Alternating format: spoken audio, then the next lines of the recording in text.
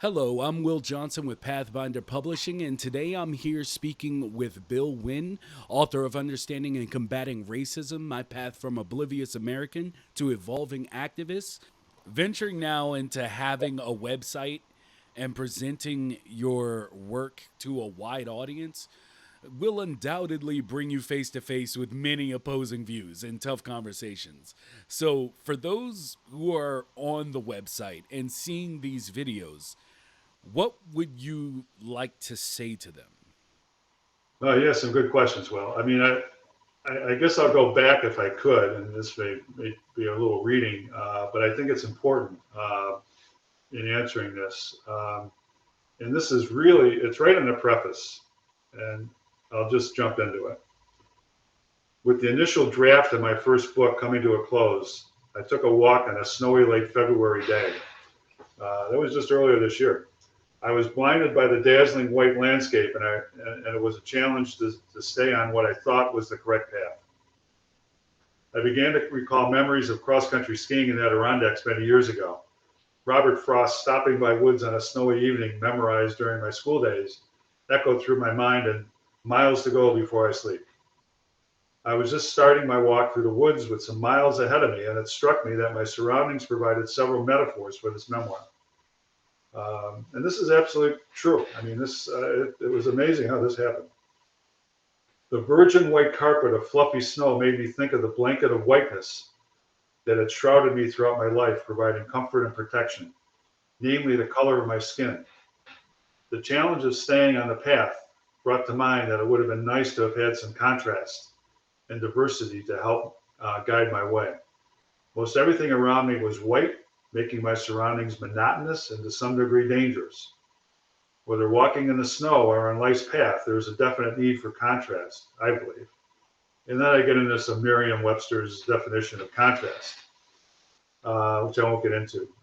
Interpreted in a more metaphorical way, our life experiences are enriched, illuminated, edified, and most importantly, mirrored by all the other colors, hues, and differences we encounter.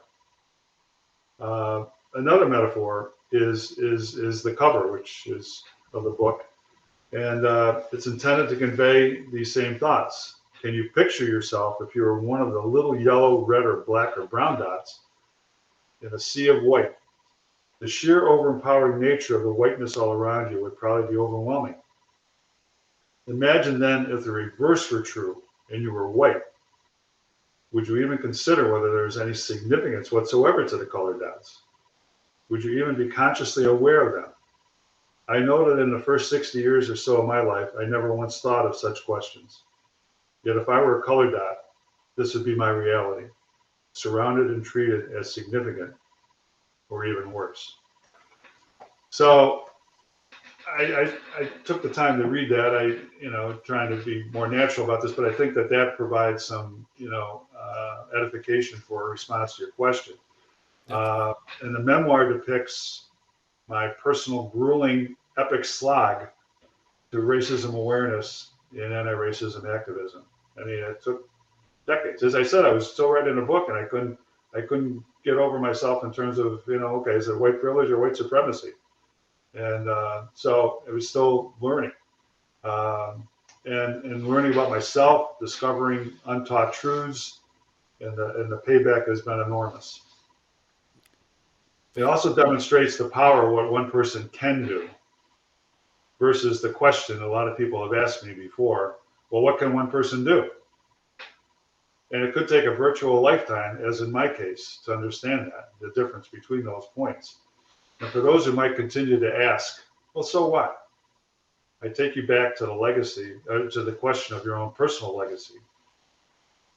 And the other questions at the end of the book that I have, and what you might want to consider for your grandkids and kids in terms of legacy, what you did with your life, how you would portray that. It doesn't necessarily have to be a book, but how you would journalize that or present that to them, for posterity in a way that might be helpful to them, whether it takes the deep dive that I did or whether just talking about your own life and perspectives in a way that you want to have it understood by the future of your family and for other generations. generations.